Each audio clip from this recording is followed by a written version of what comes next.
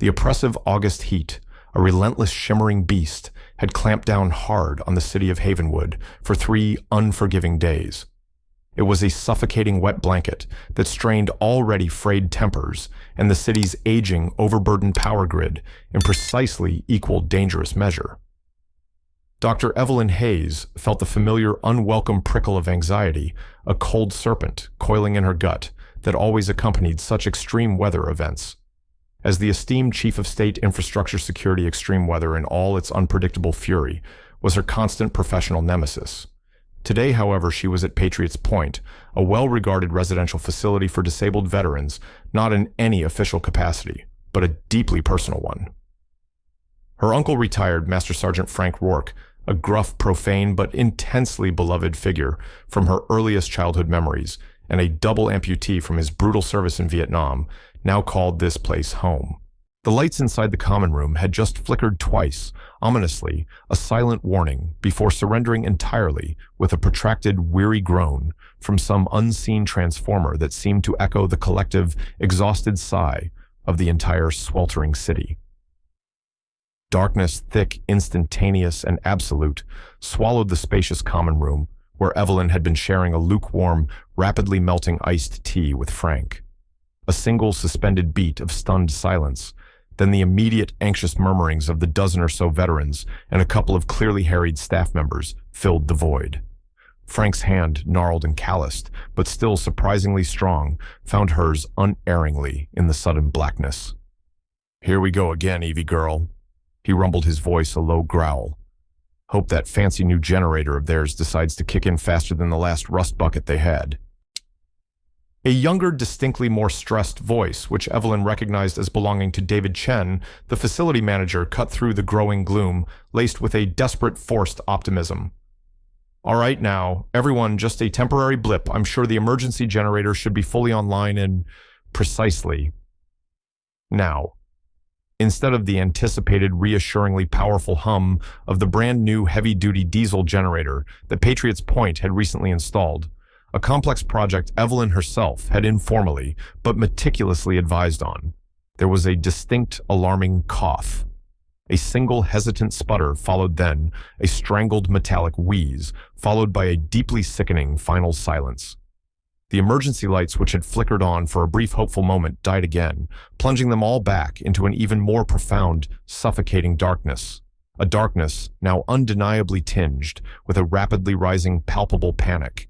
"Whoa, what in the goddamn hell was that sound?" Frank's voice was suddenly sharp, all traces of gruff humor gone. A nurse, her agitated silhouette barely visible against the faint, ghostly green glow of the emergency exit sign at the far end of the long hall, cried out, her voice cracking with fear. "Mr. Henderson's ventilator. It's switched to internal battery, but that old thing won't last more than an hour, maybe less. We need that generator online now." Evelyn was already moving her body, reacting before her mind had fully processed the implications. Her professional instincts, honed to a razor's edge by years of dealing with critical system failures and cascading disasters, were screaming silent alarms. That wasn't the sound of a generator failing to engage due to a minor common fault, like a dead battery or a tripped breaker. That was the sound of a complex system being actively, violently choked off. That was the unmistakable signature of a catastrophic, possibly malicious failure. Her mind raced, flicking through mental schematics of the generator system she knew almost by heart, through lists of potential vulnerabilities, through probability matrices. And a colder, far more disturbing thought began to surface, unwelcome but insistent, linked inextricably to the recent incredibly acrimonious public disputes between Patriots Point and the overbearing, relentlessly aggressive HOA president of the adjacent opulent luxury housing development Oakhaven Estates. That woman, a Patricia Chadwick, had loudly, publicly, and repeatedly complained about the generator's unsightly protective shed and its unbearably disruptive weekly testing noise. Frank had even mentioned Chadwick making a veiled comment at a town meeting about finding more permanent solutions to the eyesore. David. Evelyn's voice was preternaturally calm, a blade of cool reason cutting through the rising tide of fear and confusion. "Where is the manual override panel for the generator? And get me a heavy-duty flashlight, the biggest one you have." Her impromptu visit to her uncle had just irrevocably, dangerously turned into an unofficial high-stakes investigation. The safety, perhaps even the lives, of these vulnerable veterans, men and women who had already sacrificed so much for their country, now potentially rested squarely on her ability to diagnose, and if possible, fix a problem that felt increasingly chillingly like it might not be accidental at all. The oppressive, stifling heat inside the rapidly warming building suddenly felt 100 times more threatening, a malevolent, pressing weight. Dr. Evelyn Hayes was a woman who fundamentally understood the intricate, often invisible, astonishingly fragile web of systems and connections that held modern, technologically dependent society together. Her doctorate was in advanced systems engineering. Her distinguished career built upon designing, implementing, and protecting the critical infrastructure that most people took entirely for granted, until of course it failed: sprawling power grids, complex water purification plants, vital communication networks, intricate transportation systems. As Chief of State Infrastructure Security, she was one of a very small select handful of people who truly deeply understood the potentially catastrophic cascading consequences of a major sustained disruption to any of these vital systems. Her days were typically spent in sterile, high-level government meetings, poring over dense risk assessment documents, coordinating intricate response plans with federal agencies, and constantly strategizing robust defenses against an ever-evolving array of threats. Everything from sophisticated cyber attacks and devastating natural disasters to increasingly and alarmingly acts of domestic sabotage.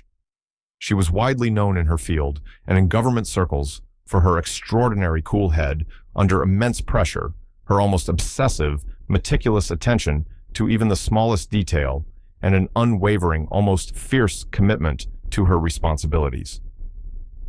Patriot's Point, however, held a unique, special place in her heart, a place untouched by professional calculations. This wasn't just because of her beloved Uncle Frank, though he was a significant part of it. It was because the facility itself represented something vital, something fundamentally decent, a community's earnest, tangible attempt to care for its own, to honor its debts. The facility, a well-maintained but undeniably modest complex of low-slung buildings, housed approximately 50 veterans each with varying degrees of serious service-related disabilities. Many, like her Uncle Frank, were elderly, their conditions chronic, their bodies bearing the long-term costs of wars fought decades ago. Others were younger men and women, still grappling daily with the fresh physical and deep psychological wounds of more recent, brutal conflicts. For every single one of them, reliable, uninterrupted power wasn't a mere convenience or a luxury. It was quite literally a lifeline. It powered life-sustaining ventilators, essential oxygen concentrators, complex dialysis machines. It maintained the critical climate control necessary for those with compromised immune systems, severe burn injuries, or conditions exacerbated by extreme temperatures. It powered the motorized wheelchairs, the chairlifts, and the hospital beds that granted them a precious, vital measure of independence and dignity. Evelyn had been quietly but instrumentally involved in helping Patriot's Point secure the necessary state funding for their new advanced emergency generator system just 2 years prior. She had personally helped them navigate the labyrinthine bureaucratic hurdles and had ensured the technical specifications met the absolute highest standards for resilience and reliability. She knew that system, its strengths, and its potential weaknesses inside and out. She had insisted on triple redundancies for key components. Patricia Chadwick, the imperious and universally disliked president of the neighboring Oakhaven Estates Homeowners Association, was a constant festering thorn in Patriots Point's collective side. Oakhaven Estates was a relatively new, aggressively exclusive development of sprawling, ostentatious McMansions, marketed with glossy brochures, filled with promises of pristine, uninterrupted views and absolute, enforced tranquility. An oasis of serenity. One particularly galling advertisement had proclaimed, Ms. Chadwick, a woman whose perfectly coiffed, impeccably manicured exterior barely concealed a will of unyielding iron and an ego of monumental proportions, clearly viewed Patriot's Point with its less glamorous, more functional architecture and its visibly disabled residents as a significant blight on her community's carefully curated and highly marketable image. She had lodged numerous, often frivolous official complaints over the past few years about the aesthetics of the perfectly adequate security fencing surrounding Patriot's Point, about the occasional muted sounds of physical therapy sessions taking place in the facility's small outdoor courtyard, and most vociferously, most persistently about the emergency generator. Its protective enclosure, a simple utilitarian steel shed, she had loudly declared at a particularly heated joint community meeting that Evelyn had unfortunately attended with Frank, was an offensive industrial eyesore. Its brief weekly test runs mandated by state safety laws for all such critical care facilities were, in her indignant words, a hideous, unconscionable imposition on Oak Haven's mandated peace and quiet. Frank had recounted to Evelyn with a grimace and a string of colorful curses, vaguely but unmistakably threatened at that same meeting to explore all available avenues to ensure a more harmonious visual and auditory landscape for her discerning Oak Haven residents. She'd also made a snide comment about how the value of land in this area is skyrocketing, and some properties just drag down the whole neighborhood's potential. Evelyn had filed that away. The inciting incident, the immediate crisis, was the generator's inexplicable, utterly catastrophic failure to engage. Evelyn, the beam of the heavy-duty flashlight, cutting a sharp swathe through the oppressive darkness, followed a visibly shaken David Chen through the disorientingly darkened corridors of Patriots Point. They headed towards the generator shed, which was located at the extreme rear of the property, uncomfortably provocatively close to the Oak Haven boundary fence, a tall, imposing fence that Patricia Chadwick had recently and unilaterally insisted be upgraded on the Oak Haven side with dense view-blocking, fast-growing Leyland cypress trees. The scene inside the small, stiflingly hot generator shed instantly confirmed Evelyn's worst, coldest fears. This was no mere mechanical fault. This was sabotage.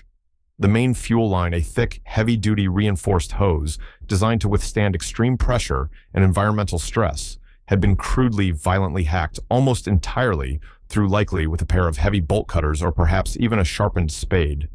Dark, viscous diesel fuel, thick and reeking with its distinctive acrid odor, pooled ominously on the concrete floor, creating a dangerously slick, reflective surface in the flashlight's beam.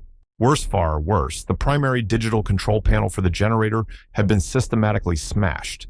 Its protective plexiglass cover was shattered into 1,000 tiny fragments, and critical wires had been roughly torn out left, dangling like the metallic entrails of some disemboweled technological beast. Someone had deliberately, methodically, and with vicious, undeniable intent, sabotaged this critical life support system. This is deliberate. David Chen whispered, his voice hoarse with disbelief, his face utterly pale and sweating profusely in the stark, unforgiving beam of Evelyn's flashlight. Who on earth would do something like this? Evelyn's gaze was like polished granite, cold and hard. Someone, she said, her voice low and tight, with barely suppressed fury, who knew exactly what they were doing. Someone who knew precisely what the devastating consequences would be. Her mind, her suspicions immediately, irrevocably went straight to Patricia Chadwick.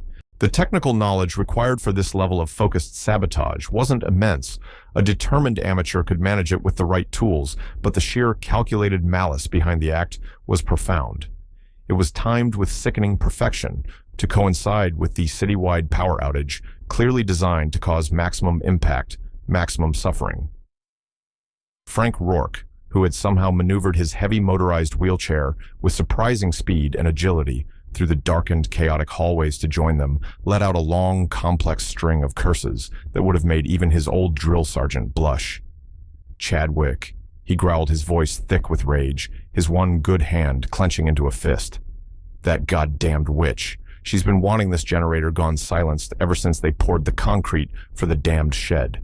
Said it spoiled her precious $1 million view, said it lowered property values. Fat, we can't jump to definitive conclusions yet. Frank, Evelyn cautioned, her voice betraying none of her internal certainty, though her own deeply held suspicions were rapidly hardening into cold, hard conviction. But one thing is certain, we need to act incredibly fast. She was already dialing her deputy director on her secure satellite phone, a piece of essential equipment she carried with her everywhere, a constant reminder of her responsibilities.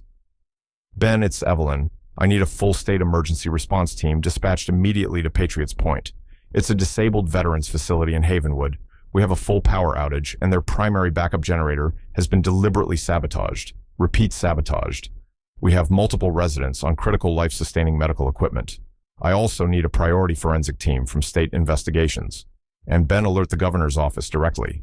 I'm officially declaring this a level 1 state infrastructure security incident. The thin, almost invisible line between concerned niece and chief of state infrastructure security had just been utterly, irrevocably obliterated. This wasn't just a cowardly attack on a piece of machinery on a generator. This was a direct, calculated attack on vulnerable citizens. It was an attack on critical state infrastructure. And it had happened on her watch in a place she cared about, with a fierce, protective intensity. Patricia Chadwick, if she was indeed responsible for this atrocity, had made a catastrophic, life-altering miscalculation. She had poked a hornet's nest, and Evelyn Hayes was the queen hornet. The immediate terrifying consequences of the sabotage unfolded with horrifying speed. As Evelyn, now operating in full crisis management mode, coordinated the incoming emergency response chilling reports began to filter in from the increasingly desperate nursing staff. Mr. Henderson, the elderly veteran on the ventilator, was struggling visibly, his breathing labored, his complexion turning a disturbing shade of gray. His machine's internal battery indicator was flashing red down to a critical 15%. Another resident, a younger woman named Maria Sanchez, who relied constantly on an oxygen concentrator for her shrapnel-damaged lungs, was experiencing acute respiratory distress, her gasps for air audible down the hall. The oppressive, suffocating heat inside the building with no air conditioning was rapidly becoming unbearable, especially for those residents with heat-sensitive medical conditions or extensive burn scars. Staff members, their faces grim with worry and streaked with sweat, were attempting to manually fan residents with pieces of cardboard, a futile, desperate gesture against the suffocating heat. Every single passing minute felt like an agonizing, stretched eternity. Local paramedics, their sirens a briefly welcome, piercing sound. In the anxious silence arrived first, their ambulance followed closely by a large fire department pumper truck that thankfully carried several portable generators. However, these were smaller gasoline-powered units designed for temporary lighting or minor power needs, wholly insufficient for the entire building's massive power requirements, especially the power-hungry, life-critical medical equipment.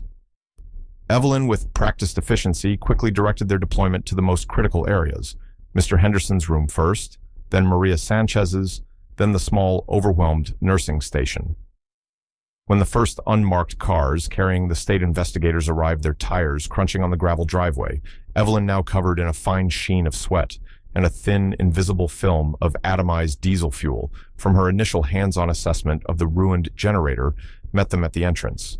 She quickly, concisely briefed the lead investigator, a seasoned, no-nonsense detective named Maria Sanchez. No relation to the resident, on what she had found her tone crisp, clipped, and utterly professional, though a dangerous undercurrent of cold-controlled fury was clearly evident to anyone who knew her well. Detective Sanchez, a woman with tired eyes but a sharp gaze, listened intently, making few notes, but missing nothing. The HOA President Chadwick is our primary person of interest. Start there, Evelyn stated flatly. Patricia Chadwick, when Detective Sanchez and a uniformed local police officer paid her an unannounced visit at her palatial, perfectly landscaped Oakhaven home later that sweltering evening, after temporary jury-rigged power had finally painstakingly been routed to Patriots Point's most critical life support systems, was the absolute picture of affronted, aristocratic innocence. Dressed in expensive flowing silk loungewear, a large, half-empty glass of chilled white wine held delicately in her hand, she denied any knowledge whatsoever of the sabotage with a dismissive, almost contemptuous wave of her heavily jeweled fingers. A generator. At that place, sabotaged, you say? How perfectly dreadful for them, she said, her voice dripping with a patently insincere, cloying sympathy. But I assure you, Detective, I was right here all day, diligently attending to my voluminous correspondence and personally overseeing my team of quite incompetent landscapers. You can certainly ask them if you must. She paused, taking a delicate sip of her wine. Besides, she added, her eyes narrowing slightly, why on earth would I do such a barbaric thing? It's simply unthinkable. She then coolly suggested, with an air of detached concern, that perhaps Patriots Point's own maintenance procedures were shoddy, or that certain disgruntled elements within the facility itself might be responsible for the damage. One hears stories you know, she added, her voice dropping to a conspiratorial, poisonous whisper, about the inherent volatility of some of those men. War does terrible things to the mind, doesn't it? It was a sly, venomous, and utterly baseless insinuation. The Oakhaven Estates HOA board, clearly heavily influenced if not outright controlled by Chadwick, released a carefully worded public statement the very next morning. It expressed deep concern over the unfortunate power issues at Patriots Point, and more pointedly, the resulting disruption and inconvenience to the wider, law-abiding community. A clear, thinly veiled reference to the necessary influx of emergency vehicles personnel and the unavoidable noise they generated.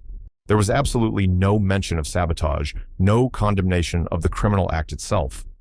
Instead, the statement vaguely ominously alluded to ongoing serious discussions about the suitability, safety standards, and environmental impact of certain auxiliary equipment being operated in such close proximity to Oakhaven's exclusive residential properties.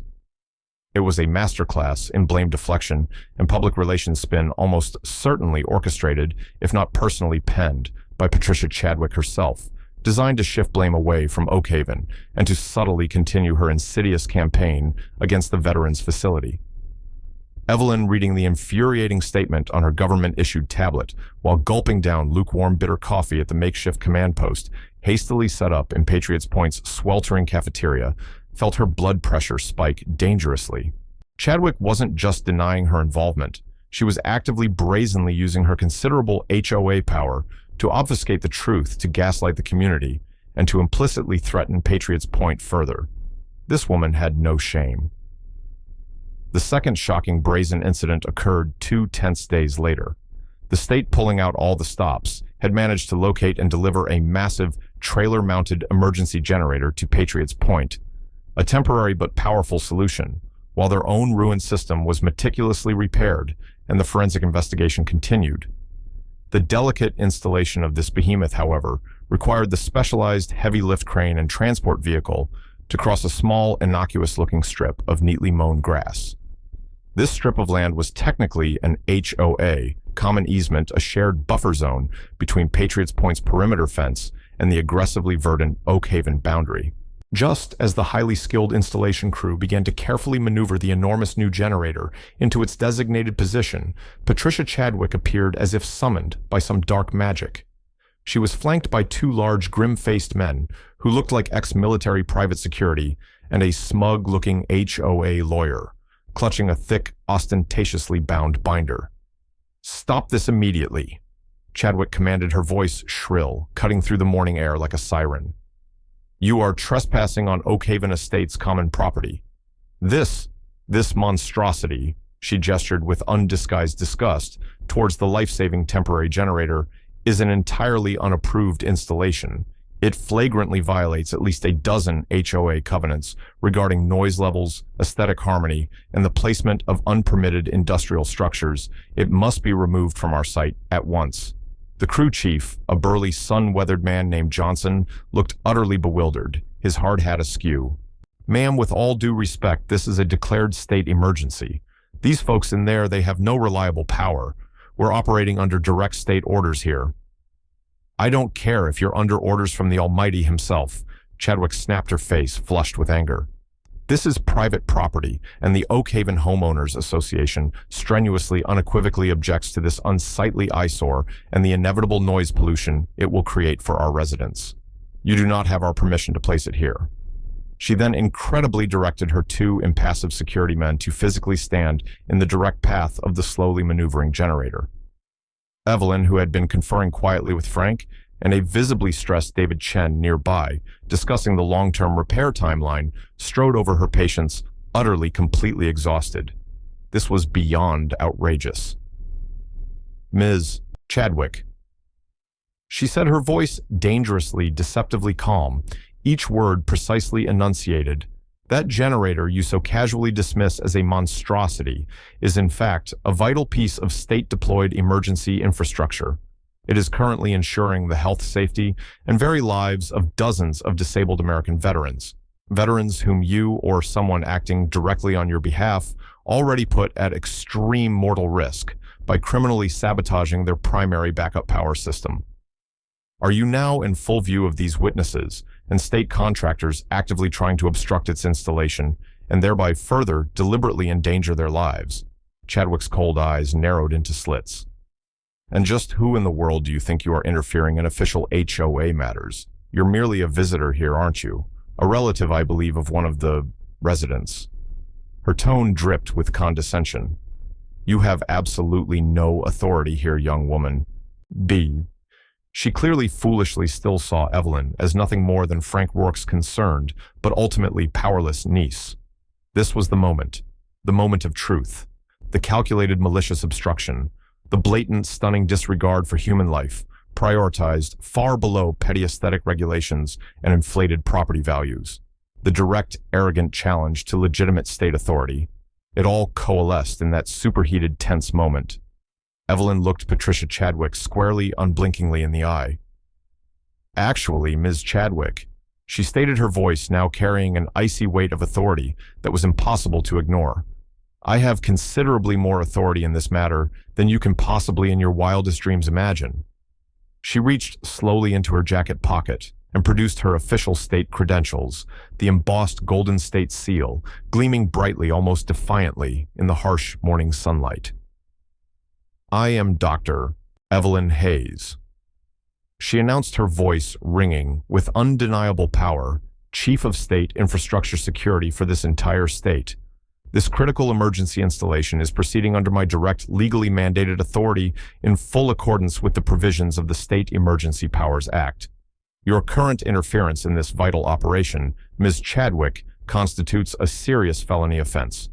Those two gentlemen, she nodded curtly towards Chadwick's impassive, suddenly less confident security guards, are also risking immediate arrest and felony charges if they do not step aside now. She paused, letting the full weight of her words sink in. As for your precious HOA covenants, Ms. Chadwick, they are in this specific declared state of emergency utterly and completely irrelevant. Now, I strongly suggest you instruct your lawyer there to quickly read up on state emergency management protocols, specifically Title 38, Section B. And then I suggest you, your lawyer, and your men vacate this area immediately before I am forced to have you all taken into custody for obstruction of governmental administration and multiple counts of felony reckless endangerment. The rich, healthy color drained rapidly from Patricia Chadwick's perfectly made-up face, leaving it a pasty, mottled gray. Her lawyer, who had been looking insufferably smug only moments before, now appeared deeply, profoundly uncomfortable as his eyes locked onto the official seal on Evelyn's credentials. He began to sweat visibly. The two private security men shifted uneasily on their feet, exchanging nervous, uncertain glances. Chadwick stared at Evelyn, her mouth slightly agape, utterly speechless, for perhaps the first time in her entire adult life. The sheer, unexpected, and overwhelming weight of legitimate state authority had just landed squarely and very uncomfortably on her meticulously manicured Oak Haven lawn. State, infrastructure, security. Chadwick finally stammered, her carefully constructed bravado crumbling into dust. But it's just a noisy generator.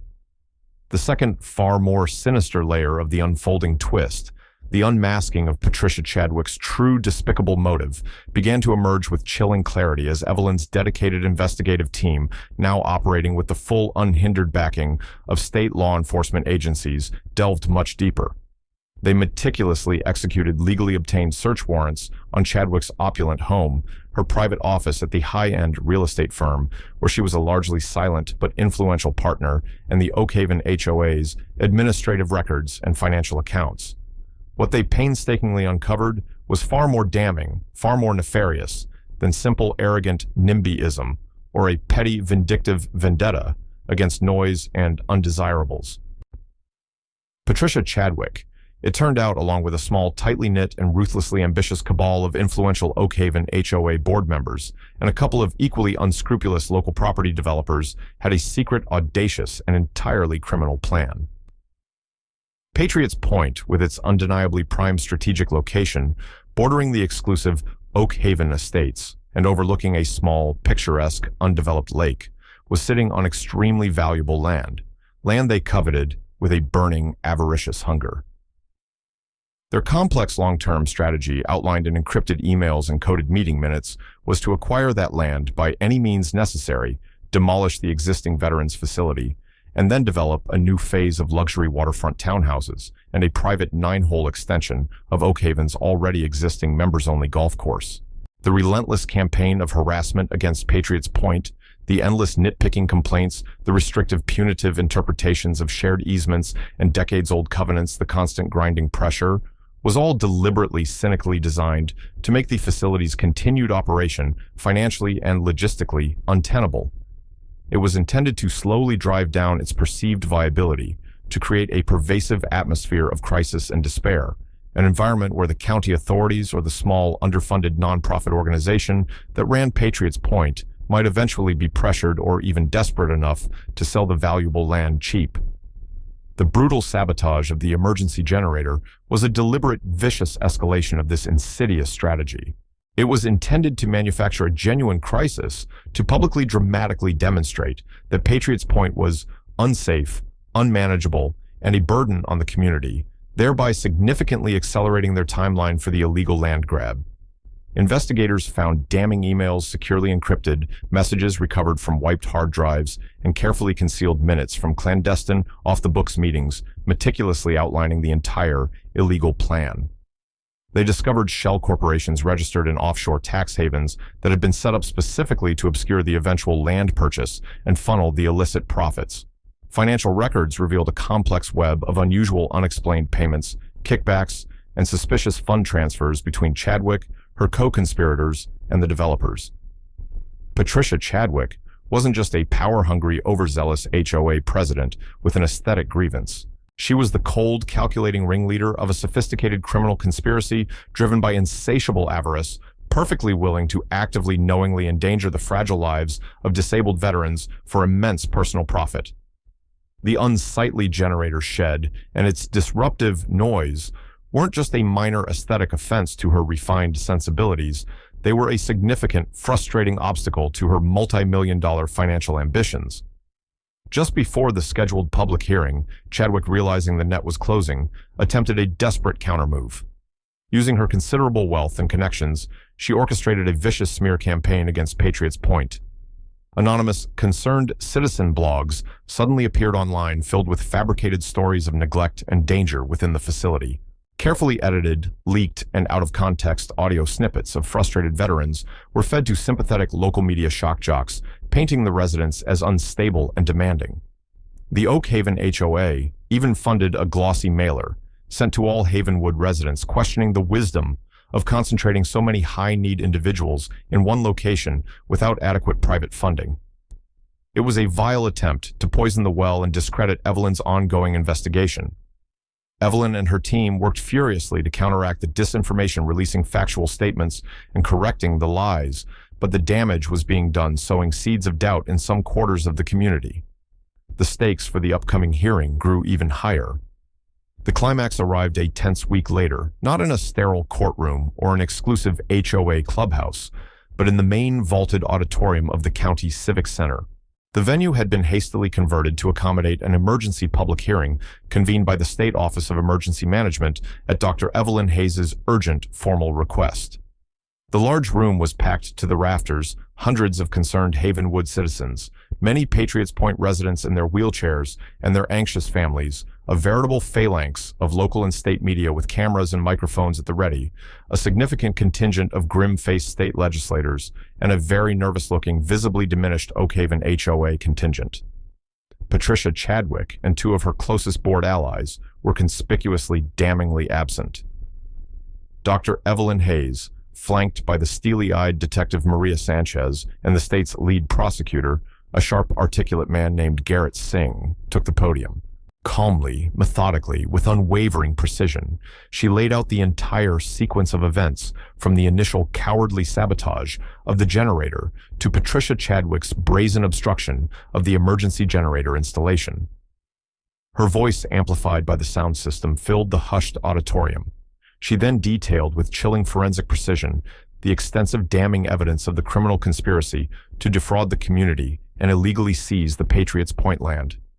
She projected scanned copies of incriminating documents, highlighted excerpts from recovered emails, and even played a brief secretly recorded audio snippet of Chadwick discussing the inevitable redevelopment of the property with one of the developers. The sheer breathtaking audacity of the scheme, the utter monstrous callousness of knowingly endangering vulnerable human lives for mere property development and profit, sent visible ripples of shocked disgust and rising outrage through the assembled crowd. Garrett Singh, the prosecutor, then stepped forward. His voice was resonant, his demeanor grave. He announced that arrest warrants citing multiple felony charges had been successfully served earlier that morning for Patricia Chadwick and 3 of her primary co-conspirators, including 2 prominent long-serving Oakhaven HOA board members and a well-known local property developer. The charges Singh enumerated were extensive and serious sabotage of critical state infrastructure, conspiracy to commit wire and mail fraud, multiple counts of felony reckless endangerment of a vulnerable population, and several counts of aggravated assault related to the deprivation of life-sustaining medical care.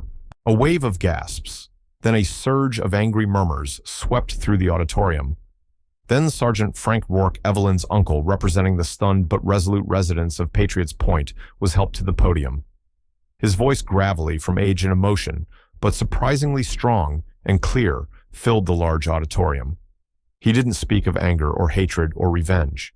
He spoke with quiet dignity of duty, of service, of the sacred trust that veterans who have given so much placed in their communities to provide a safe, respectful haven after their sacrifices.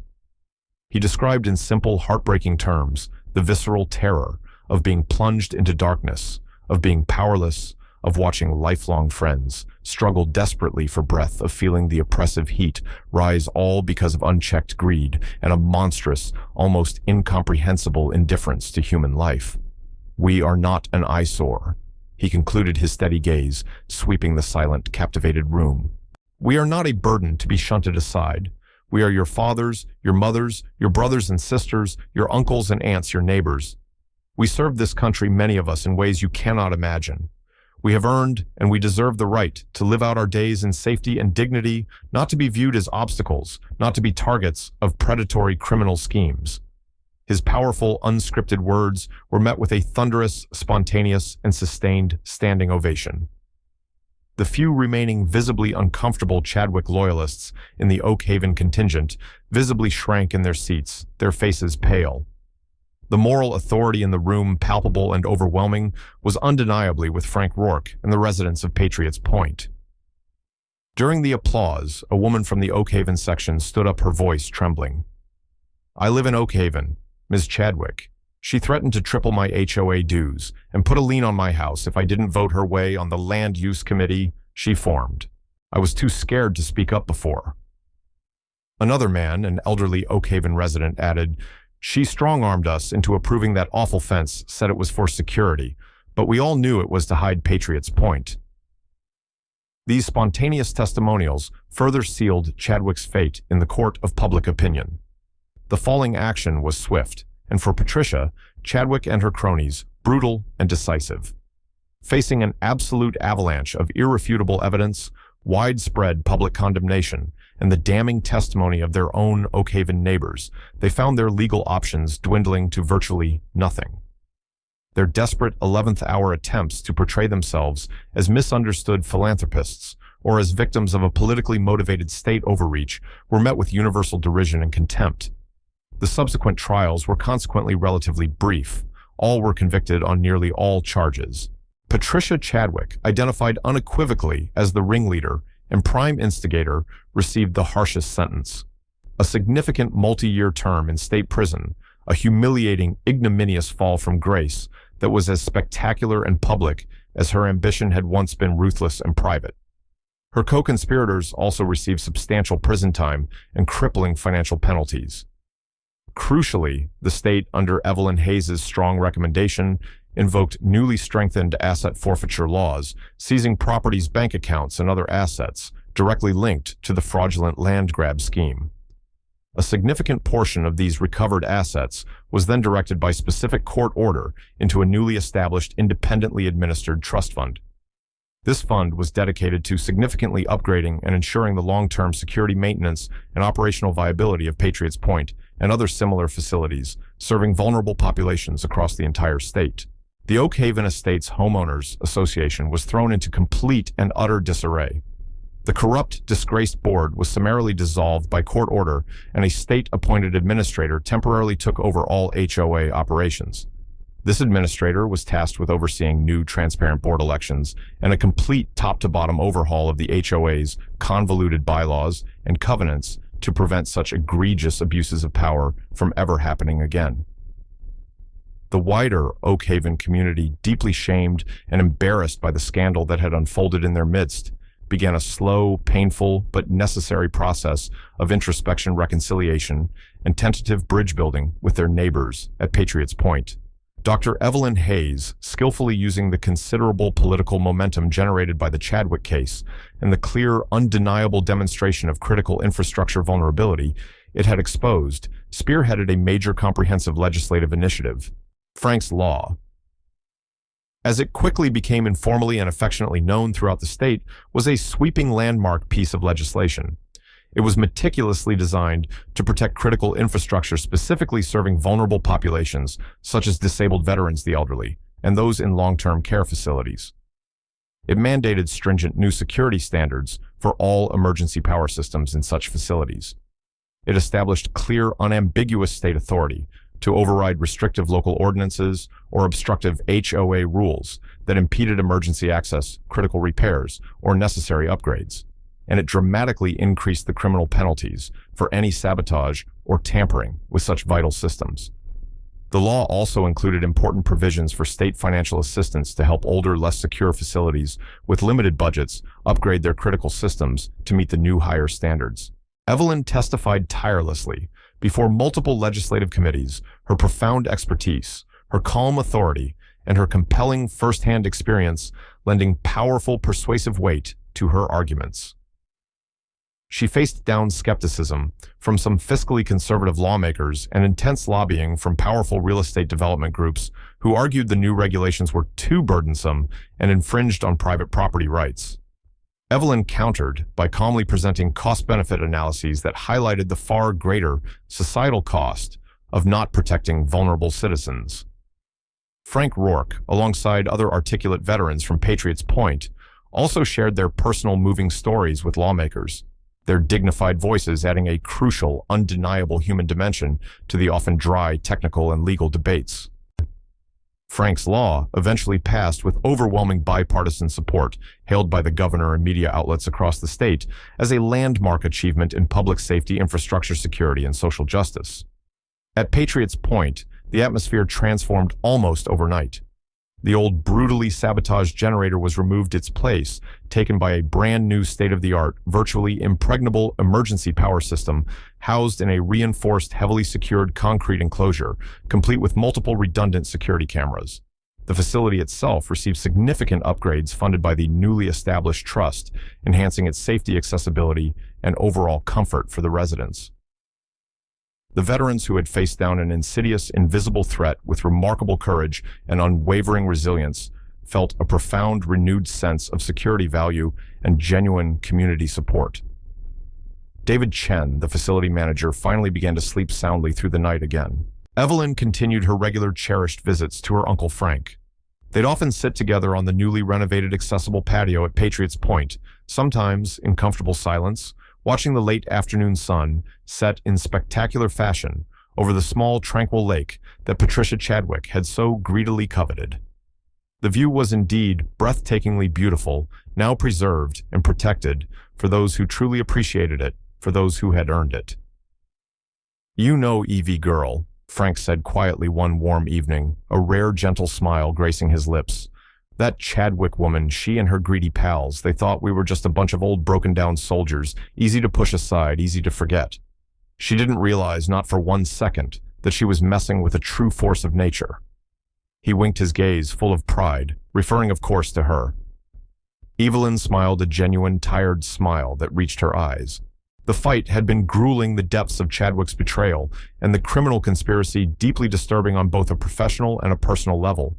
But the ultimate outcome, justice served decisively, systemic protective changes enacted into law, and a vulnerable, deserving community made safe and secure, was a profound, deeply satisfying affirmation of her life's work, of her unwavering commitment.